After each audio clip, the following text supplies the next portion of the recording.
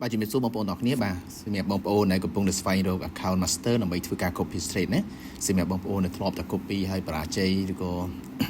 មានបញ្ហាដាច់ account ដាច់អីដែលបងប្អូនអាចតាមដានជាមួយគណនីមួយនេះដែលជួយដូរដល់ជនជាតិអារ៉ាប់បាទគណនីមួយនេះចាប់ផ្ដើមពីដើមទុន$130,000បាទមកដល់ពេលបច្ចុប្បន្នគឺប្រាក់ចំណេញសុទ្ធរហូតដល់$320,000បើយើងគិតជាភាគរយចំណេញបាន266%រយៈពេល198ថ្ងៃបាទស្មើនឹង6ខែជាងតិចតួចបាទគណនីនេះជួញដូរដោយសុវត្ថិភាពអត់មានហានិភ័យទៅដល់ការដាច់គណនីបងប្អូនទេដោយសារការជួញដូររបស់គណនីមួយនេះគឺប្រើប្រាស់បាទជាមួយនឹង stop loss បាទ stop loss គឺប្រើត្រឹមរយៈពេលត្រឹមតែ4លេខទេបាទបងប្អូនទទួលការខាត់បងទៀតមែនទែនបាទនេះគឺជាទិន្នន័យបាទឈ្មោះថា Financial IQ ដែលបងប្អូនមើលនៅក្នុងនេះទៅបាទហើយការជួញដូរគឺទទួលបានប្រាក់ចំណេញ